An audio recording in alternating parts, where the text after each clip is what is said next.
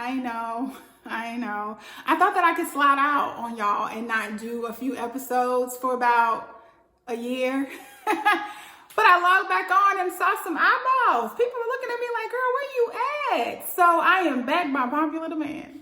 Not for real, but I'm back. I am back, and I am so thankful that the people have reached out and said, girl, come back. You are the best friend, the virtual best friend that we didn't know we needed. So your best friend is back. Hey, boo. I'm back, and I am going to tell you what's been going on. Listen, y'all know I'm a baby in my faith. And because I struggle with anxiety and depression, a lot of times when things don't go my way, I just shut down.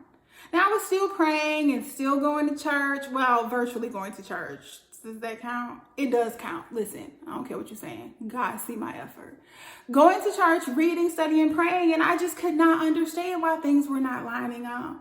Some of you have read my post, and I am so sold on being authentic. I am going to keep it funky because I believe that we are here to share our struggle so that people out there know that they are not alone. But I'm back, and I'm moving. Yes, I put my house on the market. It is definitely a buyer's market. My house sold in less than 24 hours. That is a blessing, but I cried because it was a reminder that I have not been gainfully employed for 1 year. Now, the good thing is I still have my company, go buy my book, and that's been doing great. I've been selling books, I've been doing keynotes and diversity trainings, and that's been awesome. But finding something to do every single day, it's been very challenging for me. Thus, the pandemic pounds came on, and that's a whole nother struggle. But going through the hills and valleys this last year has really strengthened my faith. And so I am encouraged today because I do know that things are going to get better. But I can tell you, when you are in the valley, it is not what's up. It is very challenging. And those super Christians make you feel like something's wrong with you for saying, yes, I love God. You don't love God? What's wrong with you?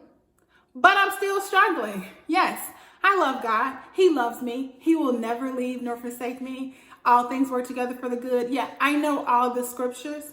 However, super Christians, I still kind of struggle. I have a hormonal imbalance, and so I battle with depression and anxiety because of hormones. And so it's really difficult to have those issues, and it's like an internal battle in your mind. That's a real struggle. It's like what your faith says versus what your body says, and it's a constant struggle. So going through that, I just lay down. Physically, mentally, spiritual, I lay down.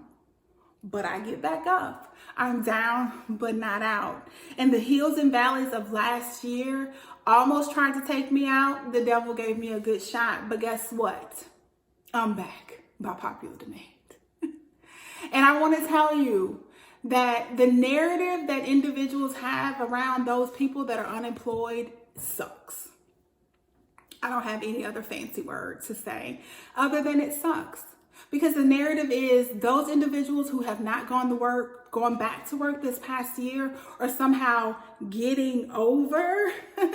Somehow we're living high on the hog, as my grandmother says. And that's just not the case for everyone. Yes, there are some people in some states, not the great state of Mississippi, other states that may be making more money by not working and getting unemployment, which I saw one of my sorors posted. If you're making more money on unemployment than going to work, then maybe we need to start changing the minimum wage so that people aren't working and still poor. How about that?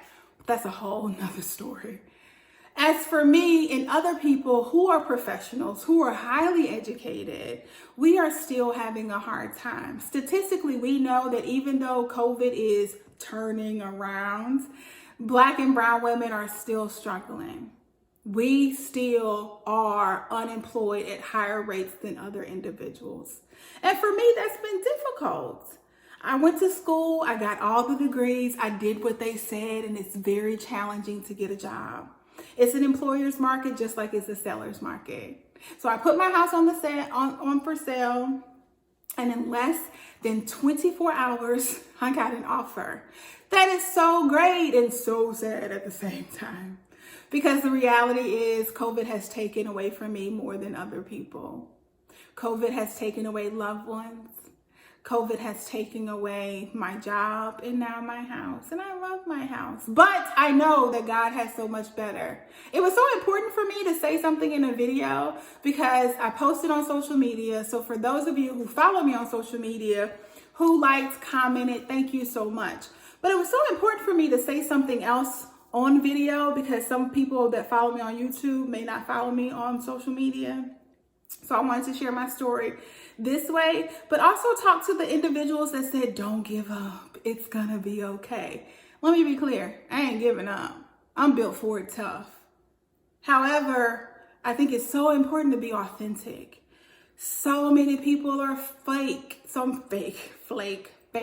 false, phony, whatever you want to call it. And on Facebook, people have a tendency to make things every day is great, every day is sunshine.